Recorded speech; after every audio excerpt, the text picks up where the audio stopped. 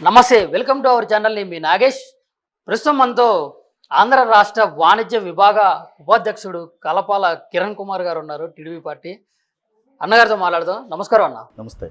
ఎలా ఉన్నారన్న?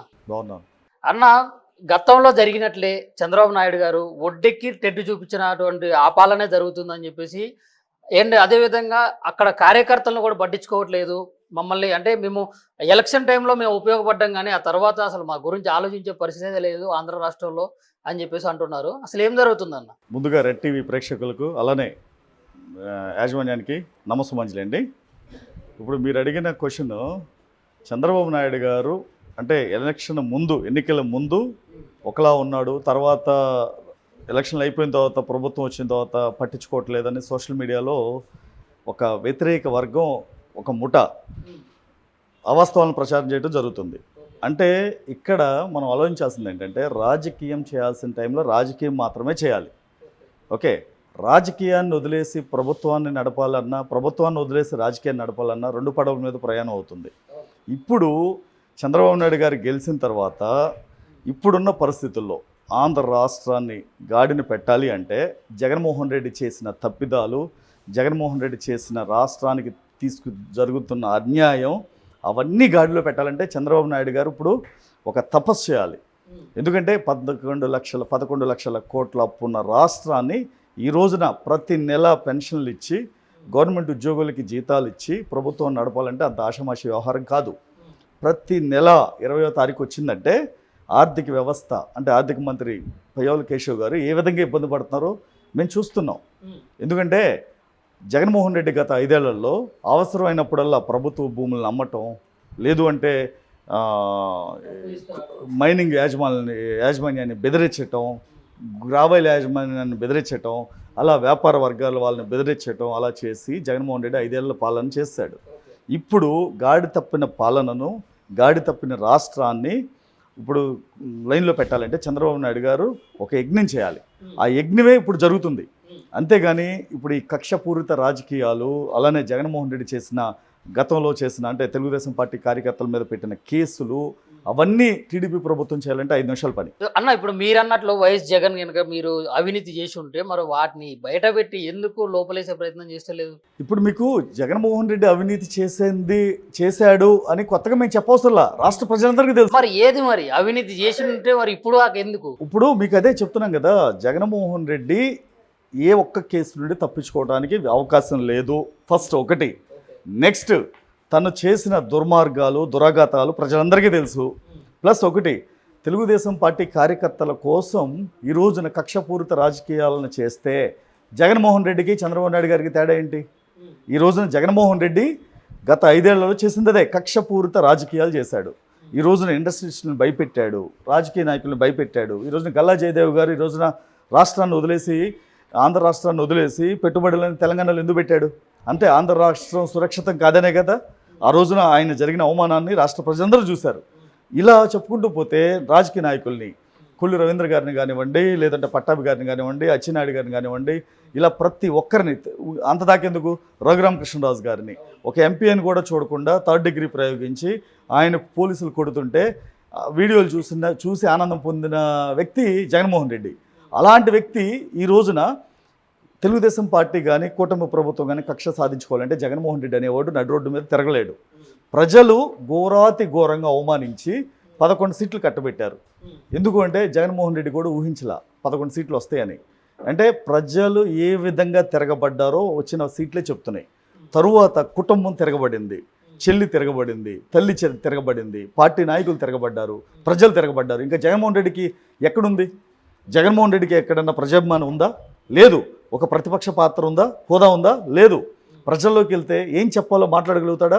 లేదు. ఎందుకంటే ప్రజలు నిన్ను ఎందుకు ఇస్తలేరన్న? ప్రతిపక్ష హోదా ఎందుకు ఇస్తలేదు?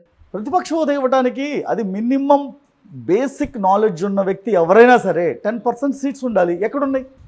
ఇప్పుడు మీరు ఎగ్జామ్ రాసినప్పుడు కట్ ఆఫ్ మార్క్స్ 35 పెట్టారు. 35 పెడితేనే పాస్ అవుతావు అని. అలాంటప్పుడు ఆ 35 కూడా రాకుండా మిమ్మల్ని రిటర్న్ టెస్ట్కి కానీ గవర్నమెంట్ ఉద్యోగానికి ఎలిజిబిలిటీ ఎలా చేస్తారు? ఇప్పుడు జగన్మోహన్ రెడ్డికి 11 సీట్లు వచ్చినాయి అంటే నిన్ను ప్రజలు ఆమోదించలేదని. 175 సీట్లలో నీకు ప్రతిపక్ష హోదా రావాలంటే 10% సీట్స్ ఉండాలి, అంటే 17 సీట్లు ఉండాలి. నేను ఈ క్వశ్చన్ సర్కార్ కాదన్నా, నేను ప్రజల్ని అడుగుతున్నా, ఎందుకు ఇవ్వలేదు ప్రతిపక్ష హోదా? ఇప్పుడు ప్రతిపక్ష హోదా లేకపోతే ఇప్పుడు టీడీపీ, ఇప్పుడు మన జనసేన మిత్రపక్షమే అండ్ బీజేపీ మిత్రపక్షమే, మరి ఇప్పుడు అసలు అడిగేటోళ్ళు లేకపోతే ఇష్టానుసారంగా అక్కడ పాలన జరుగుతుంది కదా చంద్రబాబు నాయుడు చేసే పాలన. మీరు ఒకటి జగన్మోహన్ రెడ్డి పాలనకి చంద్రబాబు నాయుడు గారి పాలనకి నక్కకి నాగలోకానికి ఉన్నంత తేడా ఉంది. ఎట్లా చెప్తారు మీరు? చెప్తారంటే మీరు చూడండి, గత 6 నెలల కాలంలో ఏ రోజైనా పెన్షన్ ఆగిందా? గవర్నమెంట్ జీతాలు ఆగినాయా? జగన్మోహన్ రెడ్డి 5 ఏళ్ల పాలనలో ఏ రోజన్నా పెన్షన్ టైంకి ఇచ్చాడా? ఇవ్వాల్సిన 2000ని లేదా గవర్నమెంట్ జీతాలు ఏ రోజైనా టైంకి ఇచ్చాడా? ఈ రోజున ఆంధ్ర రాష్ట్రంలో గత 6 నెలల్లో 2.5 లక్షల కోట్లు పెట్టుబడులు వచ్చినాయి అంటే అది ఎవరిని చూసి వచ్చినాయి? చంద్రబాబు నాయుడు గారి కార్యదీక్ష, పట్టుదల, ఓకే, ఆయనకున్న విజన్ 2047 ఏదైతే ఉందో ఇండస్ట్రీస్లు నమ్మారు, పెట్టుబడిదారులు నమ్మారు కాబట్టి 2.5 లక్షల కోట్లు పెట్టుబడులు పెట్టినాయి. ఇది ఆరంభం మాత్రమే. ఇంకా 4.5 సంవత్సరాల కాలం ఉంది. ఎన్ని లక్షల కోట్లు వస్తాయి? నిన్నగాక మొన్న రిలయన్స్ 65,000 కోట్లు పెట్టుబడులు పెట్టింది, 500 గ్యాస్ ప్లాంట్లు. అంటే మినిమం 5 లక్షల నుండి 10 లక్షల ఉద్యోగాలు వస్తాయి. నెక్స్ట్ యుఎస్ వెళ్ళి లోకేష్ గారు ఒక స్టీల్ ఫ్యాక్టరీతో ఒప్పందం చేసుకొచ్చాడు, 1,45,000 కోట్లు. అలానే టాటా గ్రూపు 45,000 కోట్లు, బీపీసీఎల్ 65,000 కోట్లు. ఈ పెట్టుబడులన్నీ ఎవరిని చూసి వస్తున్నాయి? జగన్మోహన్ రెడ్డి చూసి వస్తున్నాయా? జగన్మోహన్ రెడ్డిని చూసి తన కుటుంబమే దగ్గర నిలబడట్లేదు, ఇంకా పెట్టుబడిదారులు ఎలా వస్తారు? ఇదంతా చంద్రబాబు నాయుడు గారు తీసుకున్న విజన్ 2047 ఏదైతే ఉందో, నిర్ణయాలు ఉన్నాయో, దానికి పెట్టుబడిదారులు ఆకర్షితులై చంద్రబాబు నాయుడు గారు అంటే ఒక గౌరవం, మార్కెట్లో ఉన్న క్రెడిబిలిటీ, అంటే తను కార్పొరేట్ వ్యవస్థను ఎలా బలోపేతం చేస్తారు, ఇవన్నీ చూసి పెట్టుబడిదారులు వస్తున్నారు. జగన్మోహన్ రెడ్డి లాగా దాచుకుంటూ పెట్టుబడిదారులు ఎవరు రారండి. ఇప్పుడు మీరు వ్యాపారం చేయాలన్నా లేదా ఒక గ్రామంలో పొలం కొనాలన్నా ముందు 3 తరాలు వెనక 4 తరాలు చూసుకుంటారు. ఎందుకు? ఆ పొలం కరెక్ట్గా ఉందా లేదా, అడంగల్ ఉందా లేదా, పాస్బుక్ ఉందా లేదా, 1Bలో ఉందా లేదా అని. ఎందుకు కొంటారు? రేపు పొద్దున మీరు కొనుక్కున్న తర్వాత ఇబ్బంది పడకూడదని. ఇప్పుడు ఇది 24, మీరు 47 వరకు విజన్ అంటున్నారు. ఈ మధ్యలో ఎట్లాంటి విపత్తులు ఏం జరగవచ్చు కదా? అంటే ఆ రోజున చంద్రబాబు నాయుడు గారు 99 హైటెక్ సిటీ కట్టిన తర్వాత, లేదు 95లో మొట్టమొదటిసారి సీఎం అయిన తర్వాత విజన్ 2020 అని తీసుకొచ్చారు. మరి ఆ రోజున 95కి 2020కి ఎంత తేడా ఉంది? ఎన్ని సంవత్సరాలు ఉంది? అంటే భారతదేశం 2047కి స్వతంత్రం వచ్చిన తర్వాత 100 సంవత్సరాలు కంప్లీట్ అవుతుంది అంటే దేశ స్థితిగతులు, దేశంలో నిరక్షరాస్యత, పేదవారు అనేది ఉండకూడదు అనే ఒక విజన్ని, డాక్యుమెంట్ని తయారు చేశారు. అది దేశంలో ప్రధానమంత్రి కాదు కదా, ఏ రాష్ట్ర ముఖ్యమంత్రి ఇంతవరకు చేయలే. అంటే దేశానికి స్వతంత్రం వచ్చి 2047కి 100 సంవత్సరాలు కంప్లీట్ అవుతుంది. 100 సంవత్సరాలు కంప్లీట్ అయిన తర్వాత దేశంలో నిరక్షరాస్యత ఉండకూడదు, అలానే పేదవాడు అనేవాడు ఉండకూడదు అనే ఒక్క కాన్సెప్ట్తో ఆయన ముందుకెళ్తారు. పేదవాళ్ళు ఉండకూడదు అనేది ఆయన కాన్సెప్ట్ అయితే, ముందు అధికారంలోకి రాగానే చేయాల్సిన పనులేండి?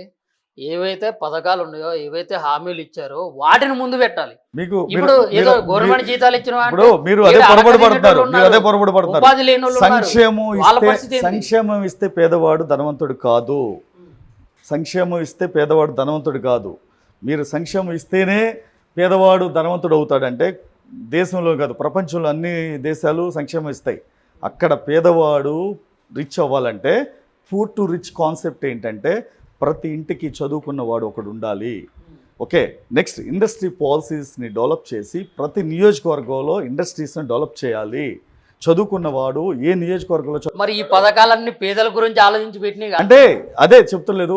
మన వ్యవస్థ, మన ఆర్థిక వ్యవస్థ, రాజకీయ వ్యవస్థ అలా అలవాటు చేసి దాన్ని ఒక్కసారే రూపు మార్చడం కన్నా నిదానంగా 1 by 1 కలబొల్లి మాటలు కాదు, ప్రతి ఇంటిలో చదువుకున్న వ్యక్తి ఒకడుంటే ఆ కుటుంబం ఉన్నత స్థాయికి వెళ్ళింది చాలా ఉన్నాయి. ఈరోజు చంద్రబాబు నాయుడు గారు హైదరాబాద్లో హైటెక్ సిటీ కట్టిన తర్వాత, ఆ రోజు ఇంజనీరింగ్ కాలేజీని పెంచిన తర్వాత ఎక్కడో చెన్నైయో లేదంటే బెంగళూరో, ఢిల్లీనో, పూణేనో వెళ్ళేవాడు ఈ రోజున హైదరాబాద్లో పనిచేస్తున్నాడు అంటే ఈ రోజున చంద్రబాబు నాయుడు గారు తీసుకొచ్చిన ముందు చూపు ఆర్థిక వ్యవస్థ ఈ రోజున ఇలా ఈ ప్రతి ఒక్కరిని హైదరాబాద్లో కూర్చోబెట్టి. మరి గతంలో కూడా చంద్రబాబు నాయుడు గారు పాలన జరిగింది ఆంధ్రాలో. రాష్ట్ర విభజన జరిగిన తర్వాత ఫస్ట్ ఆయనే కదా, మళ్ళీ తర్వాత అప్పుడు కూడా చెప్పిండు ఆంధ్ర నెంబర్ 1 చేస్తా అని చెప్పిండు.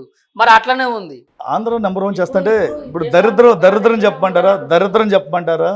2014లో తెలుగుదేశం పార్టీకి అధికారం ఇచ్చిన తర్వాత 2019లో ప్రజలు ఏం చేశారు? జగన్మోహన్ రెడ్డిని నమ్మారు.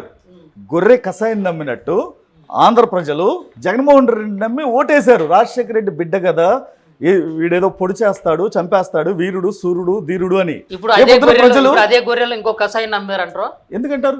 మరి మీకు అర్థం కాదు. మీరు అదే అంటారా? ఇప్పుడు జగన్మోహన్ రెడ్డి వేరు, చంద్రబాబు నాయుడు వేరు. ఎందుకంటే ఇక్కడ గత 6 నెలల కాలంలో వచ్చిన పెట్టుబడులు చూడండి, ఆంధ్ర రాష్ట్రానికి ఈ రోజున జరుగుతున్న అభివృద్ధిని చూడండి.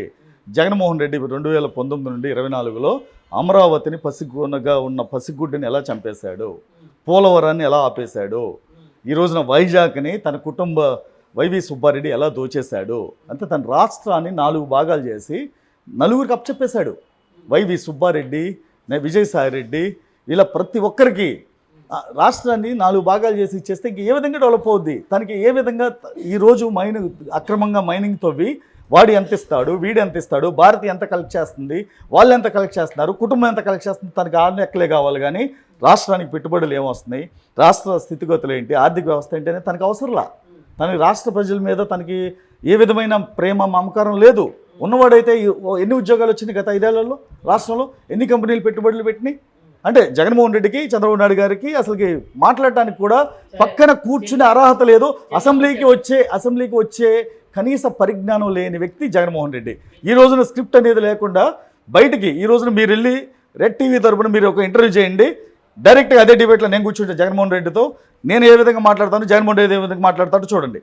అంటే స్క్రిప్ట్ లేకుండా మాట్లాడలేని వ్యక్తి అసమర్థ ముఖ్యమంత్రి అయ్యాడంటే జగన్మోహన్ రెడ్డి గత 5 ఏళ్ల కాలంలో. సరే, మీరు అంటున్నారు కదా ఇప్పుడు ఉపాధి కల్పించాలి, ప్రాజెక్టులు తీసుకురావాలి ఇట్లాని. ఇప్పుడు ఈ నెల 29వ తారీఖు నరేంద్ర మోడీ గారు వస్తున్నారు. 84,000 కోట్లు ప్రాజెక్టుల శంకుస్థాపన అనేది జరుగుతుంది అని చెప్పేసి అన్నారు. ప్రాజెక్టులు జరుగుతాయి. ఆ ప్రాజెక్టులు కట్టేసరికి సంవత్సరాలు పట్టొచ్చు. ఇప్పుడు ఆ ప్రాజెక్ట్ అనేది ఎప్పటికి కంప్లీట్ అవుతుందో తెలియదు. మనం స్వర్ణయుగంలో ఉన్నాం. అసలు ఆ ప్రాజెక్టుల వల్ల ప్రజలకు ఎట్లాంటి ఉపయోగం? అదే చెప్తున్నా కదా, మనం ఇప్పుడు భారతదేశం అనేది స్వర్ణయుగంలో ఉంది.